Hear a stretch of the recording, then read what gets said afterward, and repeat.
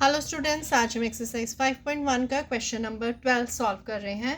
Find the value of the angle X Y and Z in each of the following. यानी इस figure के according आपने X Y और Z angle जो है वो फाइंड करने हैं। यहाँ पर आपको एक एंगल दिया गया है 55 डिग्री का और आपने बाकी के एंगल्स फाइंड करने हैं। यहाँ पर सबसे पहले हमारा एंगल जो x हो जाएगा वो 55 के इक्वल हो जाएगा because of vertically opposite angle, क्योंकि वर्टिकली ऑपोजिट एंगल्स जो होते हैं वो हमेशा इक्वल होते हैं। तो यहाँ पर हम लिखेंगे कि एंगल x जो है वो भी 55 डिग्री का हो जाएगा because of vertically opposite angle.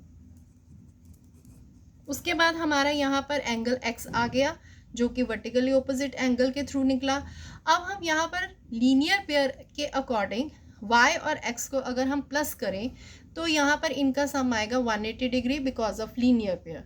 तो यहाँ पर हम लिख देंगे y plus x is equal to 180 degree because of linear pair. तो यहाँ पर x की वैल्यू अभी हमने फाइंड की है 55 डिग्री, तो यहाँ पर 55 डिग्री x की वैल्यू पुट कर देते हैं इज इक्वल टू 180 डिग्री। और यहाँ पर y की वैल्यू जो है 180 डिग्री माइनस 55 करेंगे तो y की वैल्यू आ जाएगी 125 डिग्री। तो यहाँ पर आपके पास y की वैल्यू भी आ गई। अब y की वैल्यू अगर 125 डिग्री है तो z की वैल्यू भी 125 डिग्री हो जाएगी because of vertically opposite angle. तो यहाँ आप लिखोगे एंगल z जो है वो भी आपके पास आ जाएगा 125 डिग्री बिकॉज ऑफ वर्टिकली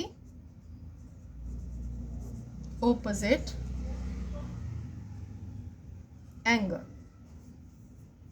उसके बाद आप यहाँ पर सारे एंगल्स लिख दीजिए कि यहाँ पर हमारा एंगल x जो है वो 55 डिग्री आ गया, एंगल y जो है वो 125 आ गया और जो z था एंगल वो भी 125 डिग्री आ गया।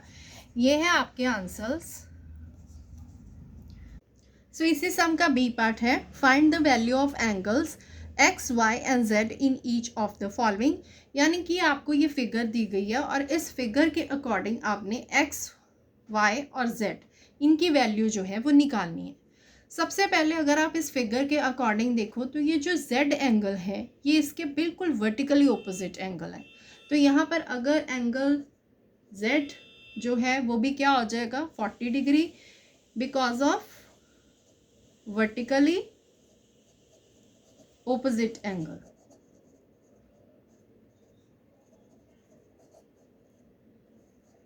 सो इसका रीज़न ये हो गया क्योंकि वर्टिकली ऑपोजिट एंगल जो होते हैं वो इक्वल होते हैं। तो अगर ये 40 डिग्री का है तो ये भी 40 डिग्री का हो जाएगा।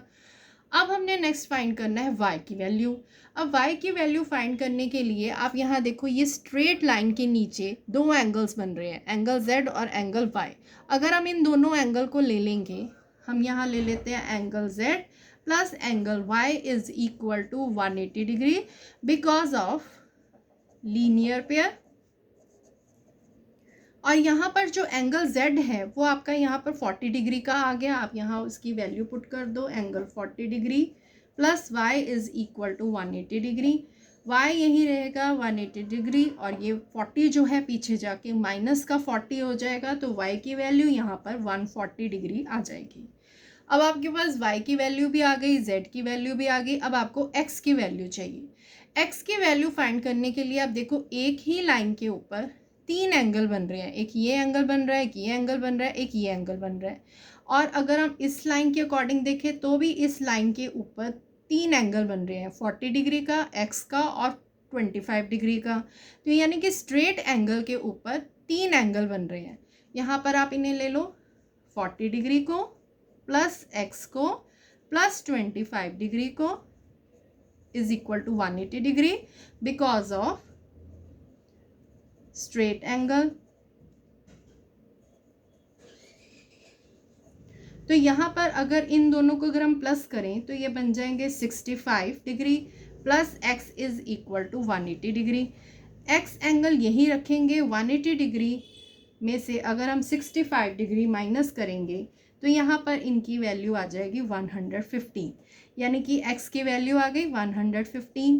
तो एक ही लाइन के ऊपर अगर तीन एंगल बन रहे होते हैं तो उसे हम स्ट्रेट एंगल बोलेंगे और यहाँ पर x की वैल्यू आ गई। देन आप यहाँ पर लिखो कि एंगल z जो है वो हमारा 40 डिग्री आया था, एंगल y 140 और एंगल x जो है वो 115 डिग्री आया है। ये हमारे आंसर्स हैं। Thank you.